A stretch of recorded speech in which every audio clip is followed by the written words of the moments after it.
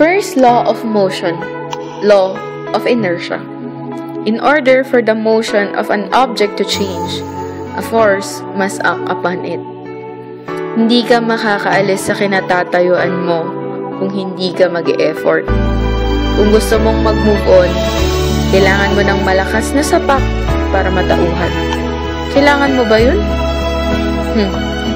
Move on na, hindi ka na mahal. So, paano mag-move on? Simple.